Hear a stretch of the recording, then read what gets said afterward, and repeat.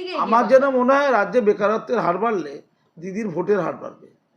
বেকার লোকেরা ছাড়া কেউ ১,৫০০ টাকার জন্য মরণপাত করে, জীবনপাত করে। তুমি কি বুম নিয়ে ঘুরে বেড়াচ্ছ না, কটা পাও? শওকাত থেকে আছে, যাও বোম্মাদার যে ব্যাপারটা আছে ট্রেন টেকনিকটা শিখে না। শওকাত কি সত্যবাদী? সে বলছে একটা টিভি চ্যানেলের একটা সঞ্চালিকাকে যে আমি সুদলি মারতে পারি না। শুধুটা মানতে হয় না, বোমটা করতে শুধু বলছে আমি জীবনে বোম্মাদাকে একবার তাই জীবন শুনিনি, আমি সুদলি মানতে পারি না। দিদি বলে যাই শওকাত তুই তো বোম্বা দিস। তার দুজন মধ্যে একজন মিথ্যা কথা বলেছে। কে মিথ্যে কথা বললো এটা টস করা হোক। দিদি মিথ্যে কথা বললে তাহলে এবারে ২৬ ইলেকশনে দিদিকে ভোট দেওয়া উচিত না। আর যদি শওকাত মিথ্যে কথা বলে তাহলে শওকাতকে ভাঙড়ে টিকিট দিয়ে টিকিটে কেড়ে দিই। এই কিরে ভাই, এই ভিক্ষুক জনজাতি চাই, তরুণ তরুণীরা ভিক্ষুক। যদি তুমি চাকরি পেয়ে যাও, বড় জায়গায় কিছু ভালো কিছু ব্যবসা করতে পারো না, চাকরি করবে, চাকরি ক টাকা দেয়, বড় বড় ইন্ডাস্ট্রি হবে, ব্যবসা করবে। তুমি আর ১,৫০০ টাকার জন্য পার্টিবাজি করবে কি? আগে বলো। ধরো কেউ একটা বাচ্চা জন্মালো, সে কত টাকা ঋণ নিয়ে জন্মালো? ৬৯,০০০ না ৭৯,০০০ হবে, আমি এক্স্যাক্টলি ফিগারটা বলতে পারছি না। অত টাকা ঋণ নিয়ে, অর্থাৎ জন্মেই দেখি ক্রুদ্ধ স্বদেশ ভূমি। এখন ওটা কবি বলেছিলেন, আমি বলছি জন্মেই দেখি ঋণগ্রস্ত আমার বঙ্গভূমি। কি? জন্মেই দেখি ঋণগ্রস্ত আমার বঙ্গভূমি। অর্থাৎ বাংলার মানুষের গৌরব মানে ঋণে জর্জরিত হওয়ার সৌরভ। যে রাজ্যের প্রধান ইন্ডাস্ট্রিয়ালিস্ট, শিল্পপতি, উদ্যোগপতি সৌরভ গাঙ্গুলি, সেই রাজ্যের হাল কী হবে? যেখানে আদর্শ হচ্ছে চপমুড়ির ব্যবসা, চপমুড়ির শিল্প, সেখানে হবেটা কি? না সরে যাওয়াটাই তো স্বাভাবিক। কেন পশ্চিমবঙ্গে থাকবে বলো তো? এখানে তো পরিবেশ নেই। ছোটোখাটো দোকানপাট করতে গেলে তোলা দেওয়া হয়। তুমি ধরো ঘর বাড়ি করবে, তুমি একটা সাধারণ খেটে খাওয়া মানুষ ধরো, সেখানে তোমাকে তোলা দিতে হবে, নাহলে কিন্তু তোমাকে ঘরবাড়ি করতে দেবে না। তুমি ধরো ইট বালি সিমেন্ট কিনবে, সেখানে কিন্তু সিন্ডিকেটের কাছে যেতে হবে। তোমার সিন্ডিকেট মানে ওদের সিন্ডিকেট ছাড়া তুমি যদি ইট বালি সিমেন্ট কিনতে যাও, তাহলে দেখবে তোমাকে দিচ্ছে না, মানে ওরা ঝামেলা করতে আসবে যে আমাদের ছেলেরা যে খেটে খেটে খায়, তুমি বাইরের লোকেতে দিচ্ছ কেন? ওসব শুনবে না। তারপরে তুমি এখানে বাড়ি ঘরে থাকবে, আর আমরা এখানে সামাজিক কাজকর্ম করি, মানে সমাজকর্মী, মানে এলাকার যত গুন্ডা সবাই সমাজকর্মী। গুন্ডাদের নামের পাশেই লেখা থাকে সোশ্যাল অ্যাক্টিভিস্ট, এটা কিন্তু ক্যারেক্টার। ফলে তাদেরকে টাকা দিতে হবে না। ফলে যেখানে ছোটোখাটো বাড়ি করতে পারছো না, একটা মুদিখানার দোকান করতে পারছো না, রাস্তার ধারে ছোট ঘুমটি, গরিব লোক, যদিও ঘুমটিটা কলকাতা কর্পোরেশনের জায়গা ধরো আর কি, বা কোনো পুরসভার জায়গা ধরো, সেইটা করতে গেলে টাকা দিয়ে করতে হবে, সেই তাদের কাছ থেকে তোলা আদায় করবে। তো এই যদি তার ক্যারেক্টার থাকে মানুষের, তাহলে বড় বড় শিল্প ইন্ডাস্ট্রি যখন হয় তাহলে কত টাকা চায়? এই যে বিশাল বিশাল কমপ্লেক্স করে তৈরি হচ্ছে, খোঁজ নিয়ে দেখো প্রমোটারদের কাছ থেকে বা মালিকের কাছ থেকে কোটি কোটি টাকা তোলা দিতে হয়, তবে হয়। নাহলে এই শওকাত আর আরাবুল্লাহ একে অপরকে বলছি কী করে যে কয়েক হাজার কোটি টাকা তোলা দেওয়া হয়েছে, অর্থাৎ খাস জমি বেচে দিয়েছে। কী জমি? খাস জমি বেচে দিয়েছে। বাড়ি করতে গিয়ে, ইন্ডাস্ট্রি করতে গিয়ে, হসপিটাল করতে গিয়ে, আমরা নিশ্চয়ই জানি রাজাহাট নিউ টাউন দিয়ে কত বাড়ি ঘর হয়েছে। এর উপর রাজ করেছে কারা? রাজ করেছে ওরা। ফলে বড় ইন্ডাস্ট্রি তারা আসবে কেন? আর তারা আসতে কি তারা তো চাইবে যে আমাদের কোনো উপদ্রব যাতে না থাকে, নিরুদ্ধ উপদ্রব যাতে না থাকে। সেই উপদ্রব যদি এসে যায় তাহলে তারা কেন ইন্ডাস্ট্রিতে থাকবে? ফলে তারা এখান থেকে তল্পা গুটিয়ে বেরিয়ে যাবে। ফলে কটা ঢুকলো আর কটা বেরোলো মূল্যায়ন করলে বেরোনোটাই বেশি। 2012 পিছিয়ে আছে, কন্টিনিউ পিছোচ্ছে তো। গুজরাট মহারাষ্ট্রের সাথে কম্পেয়ার করলে আমি এক্স্যাক্টলি পরিসংখ্যান তোমায় বলতে পারবো না এই মুহূর্তে, কন্টিনিউ পিছোচ্ছে। আচ্ছা একটা বলো তো, যে রাজ্যের প্রধান ইন্ডাস্ট্রিয়ালিস্ট, শিল্পপতি, উদ্যোগপতি সৌরভ গাঙ্গুলি, সেই রাজ্যের হাল কী হবে? এখানে শিল্প সম্মেলন ডাকছে প্রধান মুখকে সৌরভ, সে ব্যাট খেলে, ক্রিকেট খেলে, সে নাকি প্রধান মুখ। তাহলে বাকিদের হাল বুঝে না আর কি। যেখানে আদর্শ হচ্ছে চপমুড়ির ব্যবসা, চপমুড়ির শিল্প, সেখানে হবেটা কি? ফলে বাংলার মানুষ কিছু করতে পারছে না। কৃষিতেও তো গণ্ডগোল হচ্ছে, কৃষিতে উন্নত হয়েছে।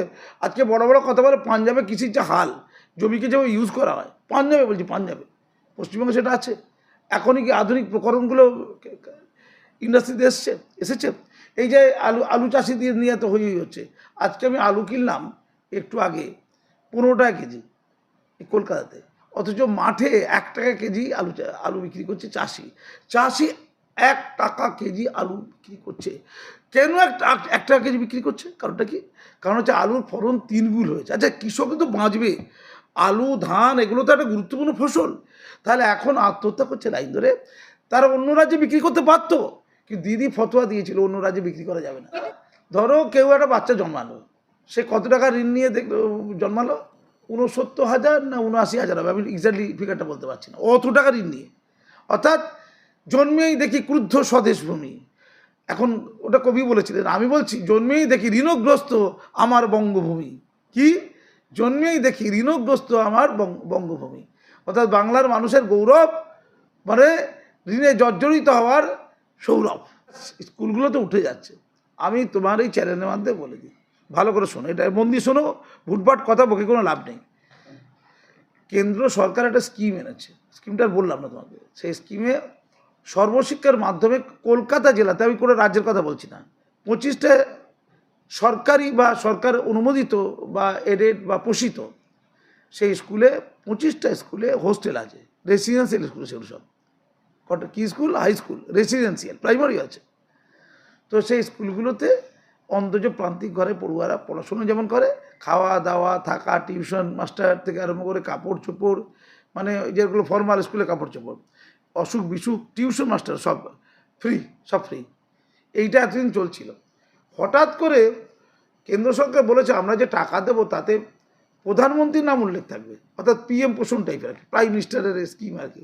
দিদি বলে প্রাইম মিনিস্টারের নামটা চলবে না, তাতে বলে তাহলে টাকা দেবো না। এটা স্বাভাবিক কথা, যারা টাকা দিচ্ছে তো তারা নামটা রাখবে। দিদি তো এক গাদা নাম রেখেছে তার মতো করে, তো নামে কি এসে যে আমার তো টাকাটা লাগবে, সেই টাকা না বন্ধ করে দিদি বলে। এই বন্ধ করে দেওয়ার জন্য কি হচ্ছে জানো, এখন টাকা স্কুলগুলো পাচ্ছে না, রাজ্য সরকার বলছে আমাদের টাকা নেই, আর সেন্ট্রাল টাকাগুলো নেবো না।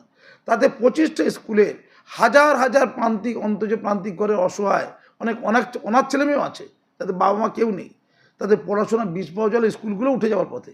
কোন স্কুলগুলোতে এই হোস্টেল চালু করা হয়েছিল, যে স্কুলগুলো উঠে যাচ্ছিল সেখানে ছাত্র ভরে দেওয়া হয়েছিল হোস্টেলের মাধ্যমে, সেই স্কুলগুলো উঠে যাবে এবং ছাত্রগুলো বিষ পাওয়া জলে পড়তে চলেছে। জুন মাসের মধ্যেই উঠে যাবে কিনা সম্ভাবনা। এটা কেন বলছি, অর্থাৎ সামান্য প্রাইম মিনিস্টার নামটা দেবো না, তাতে স্কুলে উঠে যাক। খুব গুরুত্বপূর্ণ কথা বললাম, আমি জেনে বুঝে বললাম। এত বড় অপরাধ কেউ করতে পারে? শিক্ষার এত বড় দুশ্মন কেউ হতে পারে? তুমি কি বুম নিয়ে ঘুরে বেড়াচ্ছ না, কটা পাও? শওকাত থেকে আছে, যাও বোমাদার যে ব্যাপারটা আছে একটু টেকনিকটা শিখে না। আর শওকাত কি সত্যবাদী?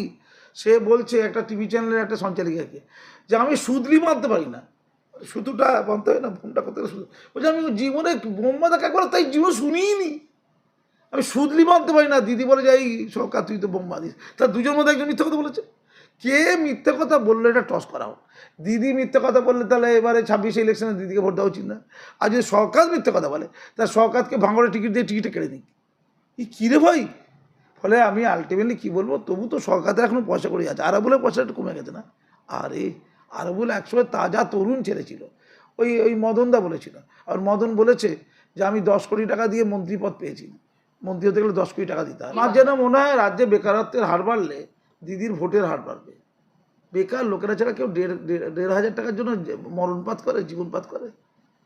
যুবসাথী, যুবতী সাথী, এই যুবতী নাম জানি না, যেখানে সবসময় এই জেন্ডারগতভাবে খালি যুব বলা হয়, যুবতী বলতে পারে না, যুবতী সাথী। তো এই ভিক্ষুক জনজাতি চাই, তরুণীরা ভিক্ষুক। যদি তুমি চাকরি পেয়ে যাও, বড় জায়গায় কিছু ভালো কিছু ব্যবসা করতে পারে না, চাকরি করবে, চাকরি ক টাকা দেয়, বড় বড় ইন্ডাস্ট্রি হবে, ব্যবসা করবে, তুমি আর 1,500 টাকার জন্য পার্টিবাজি করবে কি? আগে বলো। পশ্চিমবঙ্গের জিডিপি তাহলে এগোচ্ছে? জীবন এগোবে? মাননীয়কে এগোতে দিতে চায়? মাননীয় পিছন থেকে শুরু করে। মাননীয় মানুষের মধ্যে শান্তি রেখেছে, খেলাধুলো মজা মিম সব করছে তো মাননীয়। মাননীয় ঐতিহাসিক কথাবার্তা বলছে। ফলে আলটিমেটলি এসব করে কিছু লাভ নেই। মাননীয় ভোটটা চাই, যেভাবে হোক ভোটটা চাই, ওটাই লক্ষ্য, ওটাই মুখ্য।